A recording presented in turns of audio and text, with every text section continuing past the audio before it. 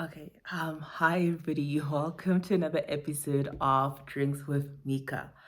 There's a lot to unpack, a lot to discuss. So I'm drinking RS today because we're on level 4 in South Africa and alcohol sales have been prohibited. And I'm out of alcohol, and I can't buy more alcohol. But that does not stop us, or that will not stop us from having the show today. Where do I start? At the beginning. So, Choi Who Sick. Is it sick or chic? Because on his Instagram, he puts it's SHIK, but on Google, it's SIK, right? And I've always been saying it like Choi Who's sick and whatnot, but then, anyways, it doesn't really matter. Well, it does matter, but then I'll continue to like check and Google for like the correct pronunciation of his name. But anyways, he had a fan meet and greet or a virtual or untagged fan meeting today. No, it can't be today because it's past midnight, but on the 5th of July, right? To celebrate his 10 years or to celebrate the 10 years since his debut. I've written an article about it. It's gonna come out probably later today, the 6th, right? And I did like a quick recap on Instagram and on TikTok about it as well. But what I want to talk about here is not too much or not so much the actual meet and greet, but what I have to go through or what I had to go through. So the format or the build up to it was similar to how they did it for Park Sojin, Kakao TV, posted Blossom, not Blossom, it's Soup Management, his agency, was also posting throughout the weeks and everything. And there was gonna be a Kakao open group chat where you then needed to get the password. There were hints. You get the password, then you go into the group chat, right? So all these announcements are in Korean, right? And okay, I understand, right? But then now I've gotten to a point where I'm like, well, with the hints in terms of like the open chat, is it intentional Kakao talk? You understand? Do you do it on purpose? Is it deliberate? And the reason why I asked that is because I got, the hint, right? I knew the answers, right? And then I would use Google Translate to try and Google, the instructions and the hint and everything and whatnot. And the translations aren't always accurate. That's number one. Then I use Naver. I've got Naver dictionary, this app on my phone, and I think it has Papago translations or Papago translate, and then I posted it there. They were a bit better, right? Then the name of the group chat obviously is in Hangul. It's written out in Hangul, is in Korean, whereby it was Choi Husik's Midnight Dream, something like that. So now I need to find the name of it, right? And then copy just that part in Hangul, right? Go to Kakao Talk, then paste it there to find the group chat, right? I was able to do that. I found the group chat. Now I needed to put in the password. I know the answers. I knew 10th anniversary. He's born on the 26th of March. Today's yesterday was the 5th of July. But the instructions in terms of how you add, I was adding, and I was getting 4 digits. But it wasn't the correct pin. You understand? I guess it was the order in which you needed to put the digits and whatnot. Eventually, I figured out, I understood because I kept reading it until it clicked, right? And this like almost hours later where it's clicked, you understand? Whereby it's certain numbers, right? In terms of the answers that you know. So in terms of when he was born, you don't put the year. This year, you don't put the year. You just put the date and the month, right? But if you just add everything together, it's wrong. So you needed to do something the order in which you added everything. And I was able to figure it out and get in, right? Like way late, like after the whole entire thing, right? But because I'm one of those people that I need to figure something out, I need to get it done, I need to solve it. I couldn't just let it go because I needed to figure it out. So eventually I was able to figure it out. Kakao Talk. Why does it have to be like we are cracking Morse codes? You understand? To get into these open group chats, right? And with the hints or the final instructions in terms of the hints, can't you post them in English and in Korean? Because it's either, maybe if it's either when it's in English and not, because like I said, the app, sometimes when you translate it, the translations aren't that accurate and things get lost in translation, which then made it very difficult for me to figure out like the instructions. I got it right eventually, but we've done this before. This is not the first time Kakao Talk, like, oh, we've been. I feel like, who do I need to email? You understand? Soup management, who do I need to email? Can somebody give me the correct email address? Because wow, you understand? I'll spend like almost 6 minutes on this, but then I struggled. I really struggled. Eventually I was able to figure it out. But please, I beg, you understand? Who do I need to email? Whose DMs do I need to slide into so that I can really tell you guys more? Because I was just like, it shouldn't be this hard, you know? It should, you know, at this point, right? I feel like, you know, that there are fans outside of South Korea, and I feel like a broken record because I said it with the whole PSJ Park Seo-joon meet and greet, and I'm saying it again here. Just this much this time around, they do need to be back and forth in terms of broadcasting it on YouTube for, you know, people outside of South Korea, right? Great improvement, great job, thank you. But can we work on the hint and just, can you just, even if all the other announcements are just in Korean, and you just do the last one with the hints and everything in English and in Korean, I would really appreciate that. It helps. It would help. So that's it all. I can't really say much now, but then like I said, the article is dropping where I really just go into great detail about the meet and greet. It was enjoyable, I liked it, and all of those things. And like I said, I did a 1-minute recap on Instagram and on TikTok, so that's something that you can then check it out.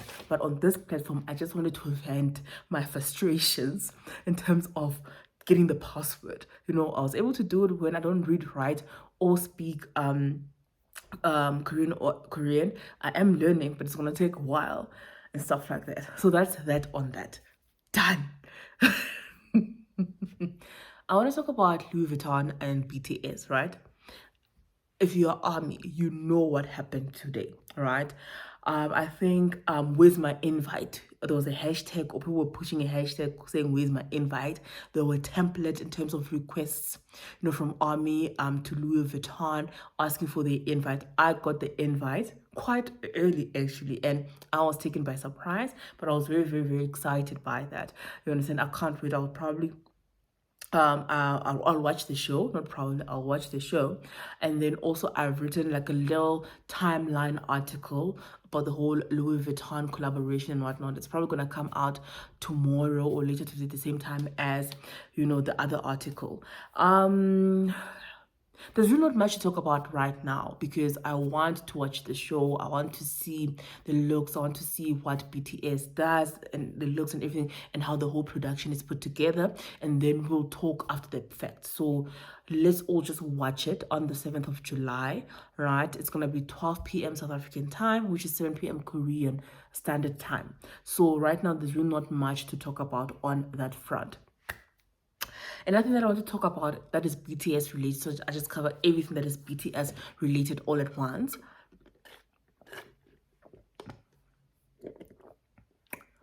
Big hit is suing.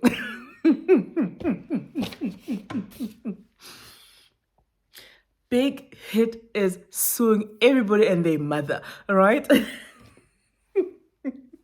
They woke up last week, I think, and they were like, you know what, Nem, today we've got time. Today we've got time. We're suing everybody. So yeah, basically they released a statement, and I'm not gonna talk much into what might have led to the need to actually release that statement, but people were being disgusting online, you understand? And it gets to a point whereby people need to understand that there are consequences, you understand? There's more to it than just hiding behind your keyboard and spewing all those hateful and hurtful things to, you know, BTS or any celebrity for that matter, and thinking, you know what, there are no repercussions or, you know, consequences, you know, and there's defamation, there's a whole lot of things.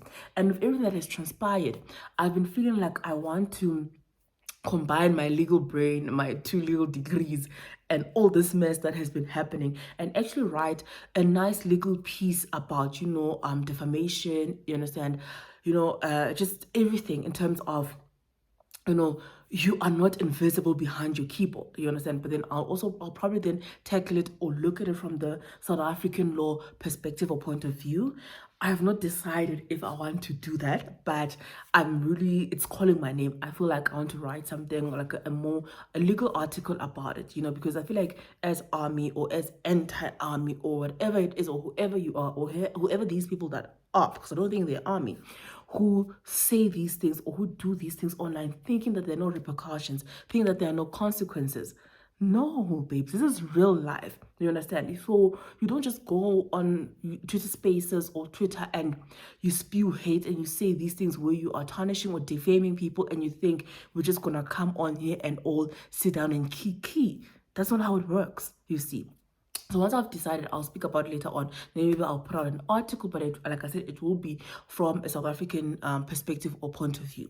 Then this also then segues and connects. I feel like today's episode is quite serious, to what I've seen, or a general trend that I've seen on TikTok that I think is starting to pick up a little bit of momentum, right? And I don't think it should be picking up any momentum at all. Is that I see people going around in Asian countries, you understand, taking video or recording Asian men they find attractive.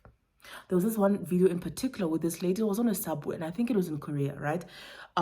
South Korea, where she's on the subway. She's literally filming different men whom she finds attractive, who get on the subway, whom she found on the subway, on and off the subway. And there was this one guy, I think, who noticed that he was being recorded, and he looked, and you could tell that he felt very, very uncomfortable, being recorded. He kind of like he had his mask on, and then he just adjusted nicely because I think he wanted to be polite, just shift so that he was not like in a frame.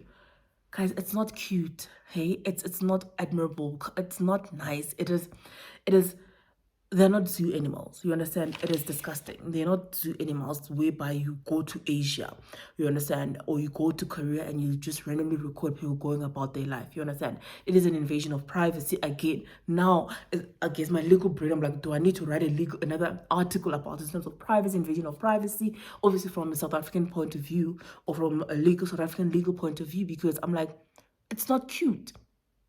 You don't do that. Under no circumstances should you feel comfortable or should you think it is okay for you to do that. You understand? It is not funny. You understand? You will catch a case up in this.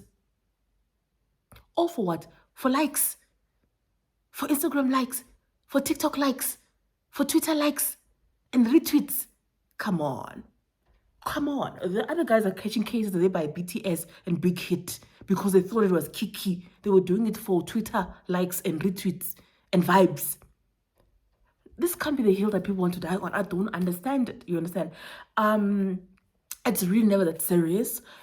People just need to stop, So, there's just, like I said, there's just been a lot, and I think today's episode ended up being a little bit serious. But these are just some of the things that had been like weighing on me, that had happened, that I felt like I want to get on here and like speak about. In terms of K-dramas, I finished Doom at Your Service. I wrote an article about that. It is out. I put a link on my Instagram. Then I'll also then put a link on the description on YouTube as well. In terms of my overall views on it, I did like it, but then I felt like the end was a bit anticlimactic. But you can get all of that in the article. For the TXT album, I did do a review there in terms of new music or new music alert, and then also highlighted some of my favorite tracks and then gave a general rating. I'll also put that in the description. The Masked 2 p.m. comeback, I did the same thing in terms of the article. I enjoyed the 2 p.m. comeback. I enjoyed TXT's album. I enjoyed Yoongium's EP. You understand? I wrote all about it. I'll just put the links in the description and then you can just go read the articles. But then the things that I wanted to focus on today with like the serious stuff, because it has been happening, it has transpired in the past few weeks, and I just wanted to come on here and touch on it. So thank you for joining me. It's not alcohol, but it did the job. Bye.